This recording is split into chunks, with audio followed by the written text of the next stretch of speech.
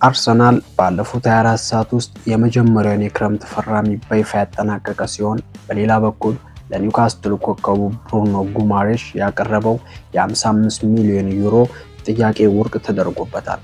የእንግሊዙ ፕሪሚየር ሊግ ሻምፒዮኑ አርሰናል ስብስቡን ይበልጥ ለማጠናከር በዝውውር ገበያው ላይ ያደረጋቸው ያሉ አራት ታላላቅና ዝርዝር ወቅታዊ ክስተቶችን እንደሚከተለው እናቀርብላችኋለን። ለቻናሉ አዲስ ከሆናችሁ ሰብስክራይብ በማድረግ ቤተሰብ ይሁኑ። ቪዲዮ ላይክ እያደረጋችሁ ጀምሩ። የመጀመሪያው ፈራሚ በይፋ ተጠናቋል። አርሰናል ባለፈው የውድድር ዘመን በውሰት ውል ከባየር ሊቨርኩሰን አምጥቶት የነበረውን የ24 ዓመቱን ኢኳዶራዊ ተከላካይ ፒሮ ኢንካፔን ቋሚ ዝውውር ውል በመጠቀም ሙሉ በሙሉ የራሱ ማድረጉን ትናንት ምሽት በይፋ አረጋግጧል።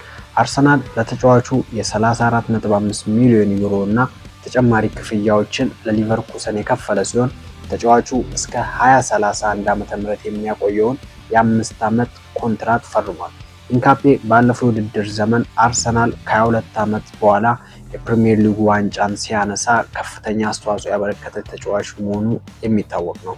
ሁለተኛው የብሩኖ ጉማሬሽ ድርድርና ወርቅ የተደረገው ጥያቄ ሲሆን አርሰናል የመሃል ክፍሉን ለማጠናከር የኒውካስትል ዩናይትድን አማካይ እና ካፒቴን ብሩኖ ጉማሬሽን ለማስፈረም ከወኪሎቹ ጋር ሰፊ ውይይት ማድረጉ ታውቋል። የብራዚል መገናኛ ብዙሃን እንደዘገቡት አርሰናል ለጉማሬሽ 55 ሚሊዮን ዩሮ ጥያቄ ቢያቀርብም ኒውካስትል ተጫዋቹ የክለቡ ቁልፍ ሰው በመሆኑ እንዲሁም አምበል በመሆኑ ጥያቄውን ወዲያውኑ ውድቅ አድርገውታል።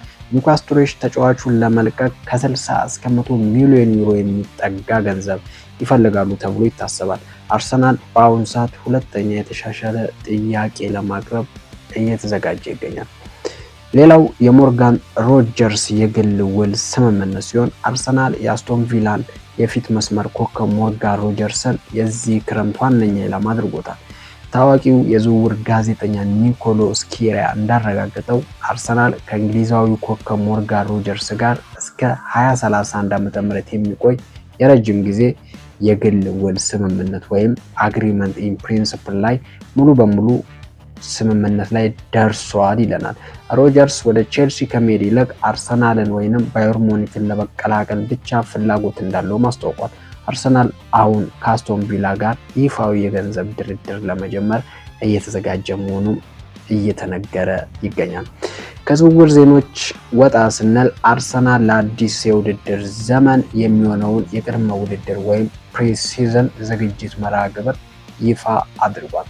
አርሰናል በሜዳው ኤሚሬትስ ስታዲየም በሚያዘጋጀው የ2026ቱ የኤሚሬትስ ካፕ ላይ ከጀርመኑ ታላቅ ክለብ ቦሩሲያ ዶርትመንድ ጋር እንደሚጫወት በይፋ አረጋግጧል።